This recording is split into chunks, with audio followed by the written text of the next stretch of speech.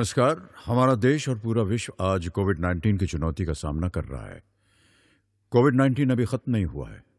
ऐसे में हमारा फर्ज है कि हम सतर्क रहें। इसलिए जब तक दवाई नहीं तब तक कोई ढिलाई नहीं। कोरोना से बचाव के लिए जरूरी है नियमित रूप से हाथ धोना, मास्क पहनना और आपस में उचित दूरी बनाए रखना। याद रखिए, 2 गज दूरी मास्क है जरूरी। खांसी, बुखार या सांस लेने में कठिनाई होने पर हेल्पलाइन नंबर 1075 पर संपर्क करें। A very good morning students. I am Ramwati Sahu and आज हम पढ़ेंगे कक्षा 11वीं ब्यूटी एंड वेलनेस। कक्षा 11वीं में हम पढ़ेंगे इकाई 1 सौंदर्य और वेलनेस इंडस्ट्री और ब्यूटी थेरेपी। ठीक है, तो इसमें सौंदर्य क्या है, वेलनेस इंडस्ट्रीज क्या है, then what is the functions of beauty therapy. Beauty therapy क्या होता है आज हम जानेंगे इसके बारे में। भाग 1। ठीक है, एक परिचय देखते हैं। किसी व्यक्ति की बाहरी दिखावट पहली चीज़ है जो दूसरों की नज़र सबसे पहले आती है। ठीक है, इसीलिए हर समय आकर्षक दिखना काफ़ी महत्वपूर्ण है। मतलब कि जो हमारी जो आउटर क्वालिटीज़ है, जो बाहर की दिखावट चीज़ें जो हैं, लाइक हम जैसे भी किसी से मिलते हैं, किसी बाहर, तो बाहरी दिखावट पहली चीज़ है। हमारा फेस सामने दिख रहा है, राइट, तो सामने वाला देख पा रहा है कि कौन है, कैसे है, राइट। तो हमें हर समय आकर्षक दिखना काफ़ी महत्वपूर्ण है। यहाँ एक ब्यूटी थेरेपिस्ट की भूमिका आती है जो व्यक्ति के समग्र रूप को बेहतर बनाने के लिए उनके विभिन्न सौंदर्य उपचार करते हैं। An number of beauty treatments होते हैं जो कि ब्यूटी थेरेपिस्ट कंप्लीट करते हैं, जिसमें उचित रूप से ड्रेसिंग अप, सही स्किन केयर और हेयर स्टाइल शामिल है। इसमें मतलब कि उचित रूप से जो ब्यूटी ट्रीटमेंट्स होता है, इसमें 3 टाइम्स की सर्विसेज जो हैं, 3 types of services, dressing up, सही skin care and hair styles में शामिल है। स्किन केयर में लाइक आपका फेस मसाज हो गया, फेशियल्स हो गया, क्लीन अप हो गया and other thing, right. Hair style, आपके हेयर स्टाइल्स हो गए, आपका हेयर कटिंग हो गया, हेयर ड्रेसिंग हो गया, हेयर स्ट्रेटनिंग हो गया, तो ये सारे आपके हेयर स्टाइल में शामिल हैं। इसके अलावा थेरेपिस्ट मैनिक्योर, पेडिक्योर सहित वेलनेस ट्रीटमेंट करते हैं, जिसमें क्लाइंट की मालिश, इसके बाद देखभाल की सलाह, विश्राम शामिल है। मतलब कि इन सभी ये जो 3 सर्विसेज के बारे में अभी हमने पढ़ा जो ब्यूटी ट्रीटमेंट के लिए करते हैं, उसके अलावा भी therapist pedicure, manicure, wellness treatment भी करते हैं, जिसमें क्लाइंट की मालिश और उसकी देखभाल के बाद उसको विश्राम शामिल है। कभी कभी उन्हें सुरक्षित आहार और पोषक का भी सुझाव दिया जाता है। इसमें एक स्वस्थ जीवन शैली को बनाए रखने के लिए एक दैनिक व्यायाम भी शामिल है। मतलब कि एक कस्टमर्स को, एक जब क्लाइंट्स एक पार्लर पे, एक सैलून पे, एक उस वेलनेस सेंटर पे जब आता है तो उसको पूरा का पूरा एक डाइट चार्ट दिया जाता है। उसको दैनिक दिनचर्या में क्या खाना है, क्या पीना है, कब विश्राम करना है, ये सारी की सारी चीज़ें उसमें उसको बताई जाती हैं। और एक पूरा डेली रूटीन का जो डाइट चार्ट है वो भी बताया जाता है, राइट। तो वेलनेस इंडस्ट्री में जो लोग वर्क करते हैं, तो वेलनेस इंडस्ट्री में एक न्यूट्रिशंस भी होता है जिसे हम डाइटिशियन बोल सकते हैं। ये भी एक जॉब रोल होता है इस इंडस्ट्री में, क्योंकि आज जब तक आपका खाने पीने का जो टाइम शेड्यूल है, आपका जो खान पान है वो सही तरीके से नहीं होगा, तो जब तक ये ट्रीटमेंट्स आप जो भी ले रहे हो, skin care, hair care, okay, कहीं ना कहीं ये उतना 100% रिस्पॉन्स पॉजिटिव नहीं देंगे। यदि आप प्रॉपर डाइट प्लान करते हो, प्रॉपर डाइट को फॉलो करते हो मॉर्निंग से लेके इवनिंग तक का, राइट, तो डेफिनेटली आपका जो प्लान है वो वर्कआउट करेगा। इस इकाई में आप सौंदर्य और वेलनेस उद्योगों के बुनियादी पहलुओं, क्षेत्रों में कैरियर के अवसरों, विभिन्न सौंदर्य चिकित्सा सेवाओं, कार्य क्षेत्र की तैयारी और रखरखाव और स्वास्थ्य और सुरक्षा मानकों के बारे में जानेंगे। मतलब कि जब आप इस इकाई के बारे में पढ़ेंगे, इकाई के बारे में पूरा अध्याय कंप्लीट करेंगे, तो आप बहुत सारी चीज़ों के बारे में देखेंगे कि कौन कौन सी कैरियर अपॉर्चुनिटीज़ हैं इस सब्जेक्ट को लेकर, ठीक है। कौन कौन से सेक्टर्स हैं जहाँ पे ये इंडस्ट्री वर्क करती है, ठीक है। कौन कौन सी ब्यूटी ट्रीटमेंट्स हैं जिसमें ये इंडस्ट्री वर्क करती है, कौन कौन सी सर्विसेज हैं, कौन कौन से जो वर्किंग एरियाज़ हैं, ठीक है। तो इन सभी चीज़ों के बारे में हम लोग कंप्लीट करेंगे, राइट। अब हम बात करते हैं भारत में सौंदर्य और वेलनेस इंडस्ट्री। सौंदर्य और वेलनेस क्षेत्र बहुत तेजी गति से आगे बढ़ रहा है और अब यह भारत में एक महत्वपूर्ण उद्योग है। देश की आर्थिक वृद्धि में इससे बहुत योगदान मिलता है और यह धीरे धीरे रोजगार प्रदान करने वाला अग्रणी क्षेत्र बन रहा है। इसमें रोजगार के लाखों अवसर पैदा हो रहे हैं। मतलब कि ब्यूटी एंड वेलनेस इंडस्ट्री एक इतना ग्रोइंग सेक्टर है जो कि डे बाय डे बहुत ज़्यादा ग्रोथ कर रहा है और इसका जो इंडिया कंट्रीज़ है हमारी, इसमें भी एक महत्वपूर्ण बिजनेस इससे मिल रहा है। देश की आर्थिक वृद्धि में इसका बहुत योगदान है। देश की आर्थिक वृद्धि से मतलब होता है हमारे जो देश की जो नेशनल जीडीपी ग्रोथ होती है, जो नेशनल ग्रोथ होती है, ठीक है। तो उस नेशनल इनकम में कितना क्या सपोर्ट है, इसका बहुत बड़ा योगदान है। धीरे धीरे रोजगार प्रदान करने वाला अग्रणी क्षेत्र बन रहा है। पहले ऐसा था कि ब्यूटी एंड वेलनेस सेक्टर में जॉब्स इतने इजीली नहीं मिलते थे, बट आज बहुत ही धीरे धीरे रोजगार प्रदान करने वाला एक ही सबसे अग्रणी क्षेत्र बन रहा है। इसमें रोजगार के लाखों अवसर पैदा हो रहे हैं। इस लगातार वृद्धि के कारण बढ़ता उपभोक्तावाद, वैश्वीकरण और भारतीय उपभोक्ताओं की बदलती जीवन शैली है। मतलब कि आज इतना ग्लोबलाइजेशंस बढ़ रहा है, इतना ज़्यादा कस्टमर्स की रिक्वायरमेंट्स हो रही हैं। जो हमारे इंडियन कस्टमर्स होते हैं उनकी जीवन शैली में बहुत ज़्यादा बदलाव आ रहे हैं। सौंदर्य एवं वेलनेस उद्योग में तेजी से विकास के साथ साथ कई क्षेत्र में छोटी और बड़ी कंपनियों के प्रवेश से प्रशिक्षित कर्मियों और ब्यूटी थेरेपिस्ट की मांग भी बढ़ रही है। मतलब कि बहुत छोटे छोटे से सेंटर्स लेके बड़ी बड़ी इंडस्ट्रीज़ भी इस फील्ड में वर्क कर रही हैं, राइट। उसके बाद भारत में सौंदर्य और वेलनेस उद्योग नया है, ठीक है। मतलब कि हमारे जो भारत में जो सौंदर्य एवं वेलनेस का जो उद्योग है वो नया है। स्वास्थ्य और वेलनेस के बारे में जागरूकता बढ़ गई है। आज से अगर हम 10 साल 15 साल पहले देखते हैं तो इतनी अवेयरनेस नहीं थी लोगों के लिए। एक हाइजीन की बात आती है कि लोगों को कैसे स्वस्थ रहना है, कैसे साफ़ सुथरा रहना है, इसके बारे में पहले इतनी अवेयरनेस नहीं थी। लेकिन आज की डेट में देखा जाए तो सभी लोगों में जागरूकता बढ़ गई है।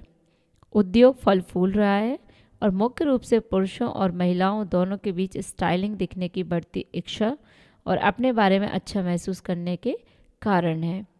क्लाइंट ब्यूटी ट्रीटमेंट और थेरेपिस्ट के लाभ उठाने के लिए सैलून जाते हैं। इसीलिए ब्यूटी सैलून को अपने क्लाइंट को एक संतुष्ट अनुभव प्रदान करना होता है। मतलब कि जो भी कस्टमर आपके यहाँ जो भी सर्विसेज लेने के लिए आ रहा है, राइट, तो उसको वो सर्विसेज प्रॉपर वे में मिलना चाहिए, ठीक है। सपोज़ अगर कोई मैनिक्योर करवाने आया और मैनिक्योर में अगर आपने उसको प्रॉपर हाथ का ट्रीटमेंट नहीं दिया, ठीक है, तो फिर वो नेक्स्ट टाइम आपके यहाँ विजिट नहीं करेगा। तो आपको क्लाइंट को प्रॉपर ट्रीटमेंट देना है। उसके बाद हम देखते हैं सौंदर्य का व्यापार, ठीक है, ब्यूटी एंड वेलनेस सेक्टर का व्यापार 41.224 CR रुपीज़, ठीक है। मतलब 2012-13 में भारत में सौंदर्य और वेलनेस बाजार का अनुमानित जो आंकड़ा था वो था 41,224 करोड़, ठीक है।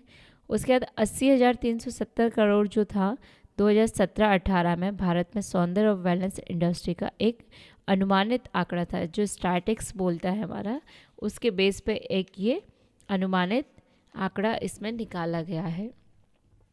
20 से 30% संगठित सौंदर्य और वेलनेस क्षेत्र में अनुमानित वार्षिक वृद्धि दर, मतलब कि एक जो ईयरली ग्रोथ देखा गया है इस सेक्टर में, ब्यूटी एंड वेलनेस सेक्टर में, तो ऑलमोस्ट 20 से 30% का ग्रोथ एक एनुअल जो ग्रोथ होती है वो एक अप्रॉक्सीमेट बताई गई है कि इतनी ग्रोथ हर साल हो रही है। कितना? 20 से 30%। 2.4 मिलियन ब्यूटी एंड वेलनेस सेवाओं में अनुमानित कार्यबल, मतलब कि इस क्षेत्र के जो सेगमेंट्स हैं उसमें कौन कौन से फील्ड्स हैं उसके बारे में बताया गया है। उसके बाद 48% सौंदर्य और वेलनेस इंडस्ट्री में वर्क करने वाले लोग हैं, मतलब कि एक अनुमानित सेगमेंट की बात हो रही है। और 48% स्लिमिंग और फिटनेस, और 4% जो है वो कायाकल्प, मतलब कि आपका ये टोटल 100% जो है तो वो अलग अलग सेगमेंट में हो गया है। एक आपका ब्यूटी एंड वेलनेस में चला गया, एक आपका फिटनेस एंड स्लिमिंग में चला गया, और बाकी का जो है आपका कायाकल्प में, जिसमें कि लाइक लेज़र ट्रीटमेंट्स होते हैं, स्किन ट्रीटमेंट्स होते हैं, ओके, सर्जरीज होती हैं, ये सारी चीज़ें। सौंदर्य उद्योग का एक हिस्सा जहाँ विशेष रूप से अच्छा काम हो रहा है वह है बालों की देखभाल, मतलब कि जो ब्यूटी इंडस्ट्रीज़ है इसका एक बहुत ही अच्छा जो काम है, विशेष रूप से अच्छा काम हो रहा है, वह है बालों की देखभाल। तेज़ी से विस्तार करने वाला एक और भाग है ब्राइडल मेकअप, जो कि बहुत ही तेज़ी से बहुत ही जल्दी ग्रोइंग कर रहा है सेक्टर, वो है ब्राइडल मेकअप। इससे पहले यह आमतौर पर केवल दुल्हन अपनी शादी से पहले एक सैलून जाती थी, लेकिन इन दिनों दूल्हा, उनके दोस्त, रिश्तेदार भी सैलून में जाते हैं और इसी तरह की सेवाएं लेते हैं।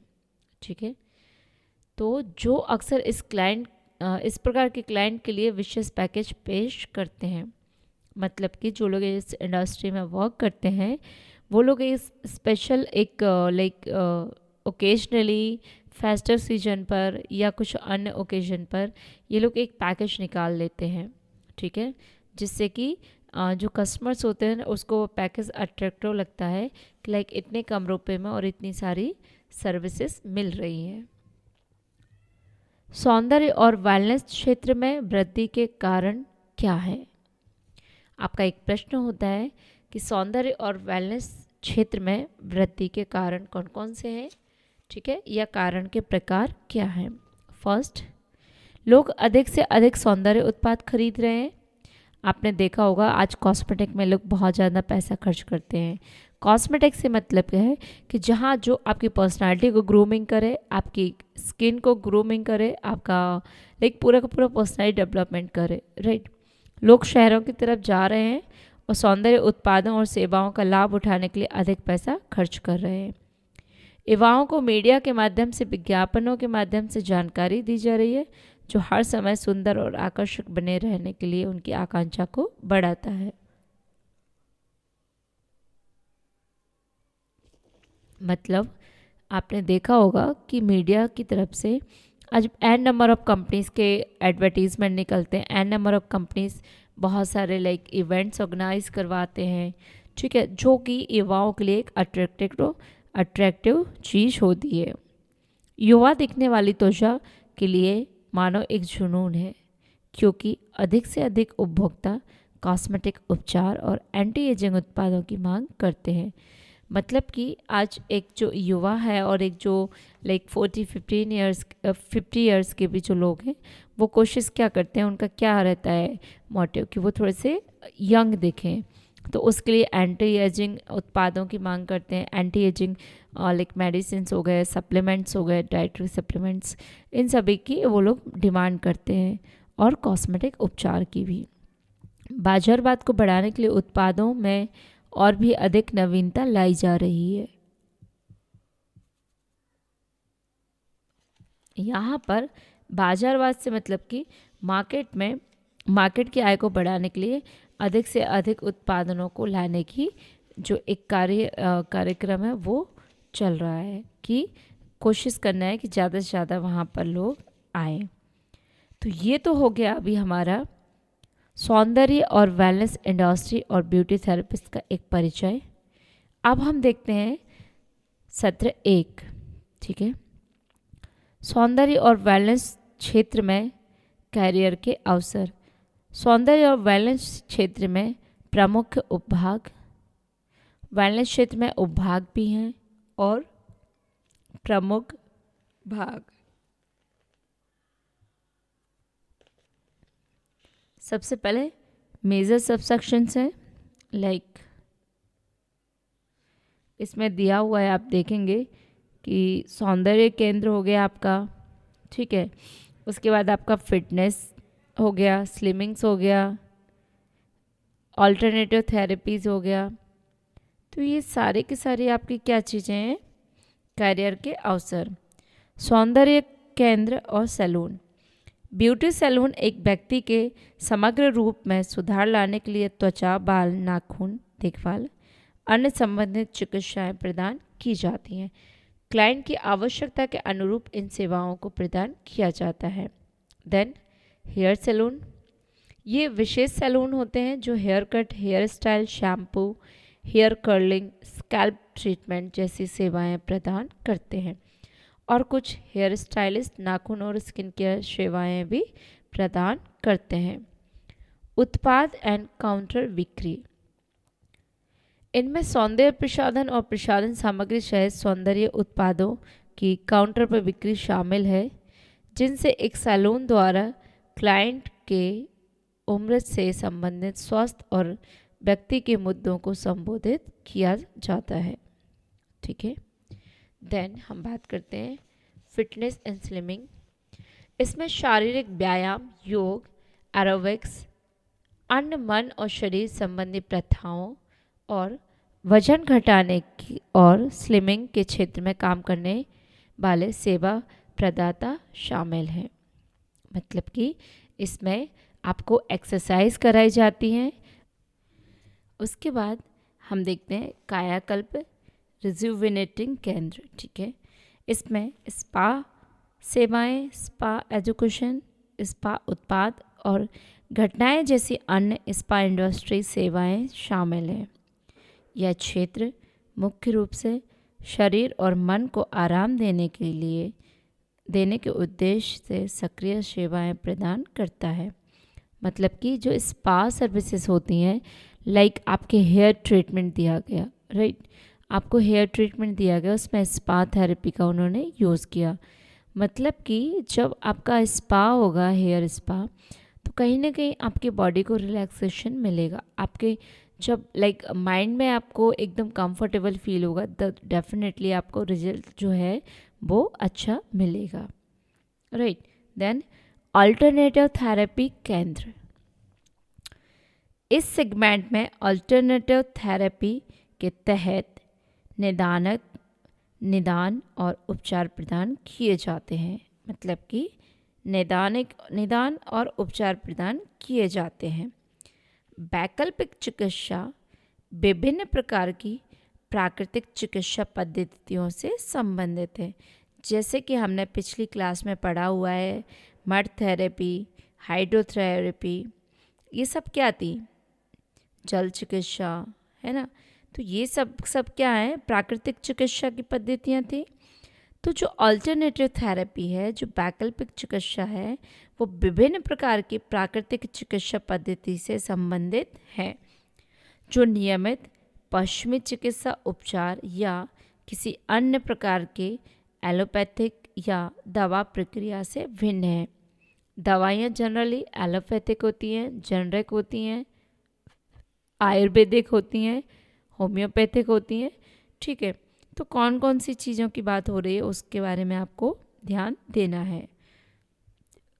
प्राकृतिक चिकित्सा के अलावा इसमें क्रिस्टल हीलिंग, कपिंग और कंपन चिकित्सा शामिल है।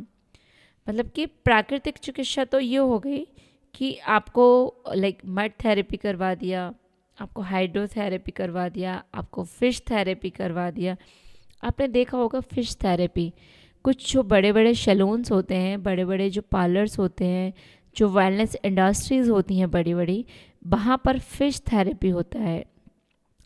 फिश थेरेपी में क्या होता है कि लाइक ऑलमोस्ट 2 फीट की गहराई का एक गड्ढा रहता है, एक वाटर टैंक टाइप का बना रहता है, या फिर वो आर्टिफिशियल भी हो सकता है या परमानेंट भी बना हो सकता है। उसमें छोटी छोटी फिश होती हैं, ठीक है। और उस फिश थेरेपी में आपके अगर सपोज़ पैरों का आप थेरेपी करवा रहे हो तो घुटने घुटने तक उस पानी में डुबो के रखना पड़ता है आपको। देन क्या होता है, जो फिश होती हैं वो आपको like it's kind of massage, वो आपके पैर पे चलती हैं, पैर पे टिक टिक टिक टिक लाइक जैसे काटने जैसी सिचुएशन जो होती है, तो वो एक प्रकार की थेरेपी होती है, ठीक है। उसको फिश थेरेपी कहते हैं। उसके बाद में क्रिस्टल हीलिंग, ये भी एक प्रकार की हीलिंग प्रोसेस होती है। क्रिस्टल हीलिंग, क्रिस्टल से मतलब कि लाइक जो स्टोन्स होते हैं काफ़ी सारे, उसके थ्रू एक थेरेपी को किया जाता है, ठीक है। वाइब्रेशंस, आपने कई बार देखा होगा, कभी अगर आप लोगों ने मसाज किया होगा या किसी भी तरह की लाइक मालिश थेरेपी को यूज़ किया होगा, तो उसमें जब कई बार लाइक आपकी जो गर्दन के पीछे की जो बोन्स होती हैं, अगर उसको थोड़ा सा प्रेशराइज करके प्रेशर देके पहले दबाया जाता है, देन थोड़ा सा वाइब्रेट किया जाता है, तो उससे क्या होता है कि जो पूरी की पूरी बॉडी है उसमें जो ब्लड सर्कुलेशन होता है वो कंटिन्यू हो जाता है। और उससे क्या होता है, जब आपकी बॉडी में ब्लड सर्कुलेशन प्रॉपर होगा तो डेफिनेटली है कि आपको उसका रिस्पांस पॉजिटिव मिलेगा, आपको फिर कोई भी ऑब्स्टिकल्स नहीं आएंगे। लाइक बॉडी पेन हो रहा है तो वो कम हो जाएगा, आपको अगर थकान जैसा फील हो रहा है तो वो चीज़ कम हो जाएगी, राइट। उसके बाद पढ़ते हैं उभरती हुई यूनिसेक्स सेवाएं। यूनिसेक्स सेवाएं ब्यूटी सैलून पुरुषों और महिलाओं दोनों के लिए सौंदर्य और वेलनेस सेवाएं प्रदान करते हैं। कई संगठित खंड ऐसी सेवाओं की पेशकश कर रहे हैं जो यूनिसेक्स सौंदर्य और वेलनेस केंद्र धीरे धीरे भारतीय समाज में स्वीकृति प्राप्त कर रहे हैं। यूनिसेक्स मतलब कि जहाँ पर मेल फीमेल दोनों वहाँ जाके अपनी जो भी उनको सेवाएं लेनी है वो ले सकते हैं, ठीक है। तो आज बहुत सारे पार्लर्स ओपन हो गए, बहुत सारे इंस्टीट्यूट्स ओपन हो गए जहाँ पे यूनिसेक्स पार्लर्स हैं।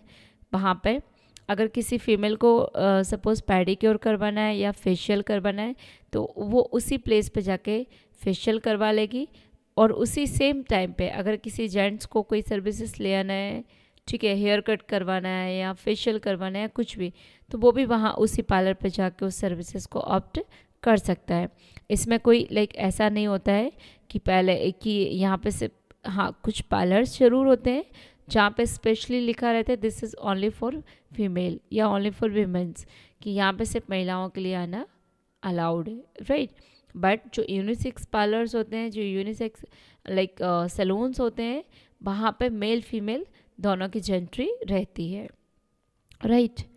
अब हम देखते हैं अंतर्राष्ट्रीय सौंदर्य ब्रांड। सौंदर्य और वेलनेस क्षेत्र में क्लाइंट की बढ़ती संख्या ने कई अंतर्राष्ट्रीय ब्रांडों को भारतीय बाजार में आकर्षित किया है। अगर आप लोग जरा सा भी पिछली क्लास में जाते हैं, जरा सा भी आप लोग अगर ध्यान करते हैं 10th क्लास में, तो हमने ब्रांड्स के बारे में पढ़ा, कौन सी ब्रांड्स भारतीय है, कौन सी ब्रांड जो है वो अंतर्राष्ट्रीय है, कौन सी ब्रांड्स क्या बनाती है, कौन सा प्रोडक्ट्स बनाती है, उसके बारे में हमने पढ़ा था, ठीक है। भारत में मौजूद कुछ लोकप्रिय अंतर्राष्ट्रीय कॉस्मेटिक ब्रांडों में से एक है मैवलिन, न्यूयॉर्क, लॉरियल, पेरिस, मैक आदि। इसके अलावा ऑनलाइन रिटेल में उतार चढ़ाव के साथ भारतीय उपभोक्ताओं के पास सौंदर्य और सौंदर्य उत्पादों का एक विस्तृत श्रृंखला है, जैसे Lakme, Himalaya, VLCC, Biotique, Shahnaz Husain, forest essentials, Eva cosmetic, Eve cosmetics and number of companies हैं जो स्वदेशी हैं, जो कि बहुत ही अच्छे भारतीय कॉस्मेटिक ब्रांडों में से बहुत अच्छा प्रोडक्ट बनाती हैं, राइट। जैसे कि इसमें एक पॉइंट आया कि ऑनलाइन रिटेल में उतार चढ़ाव के साथ साथ भारतीय उपभोक्ताओं के पास सौंदर्य और सौंदर्य उत्पादों की एक विस्तृत श्रृंखला है।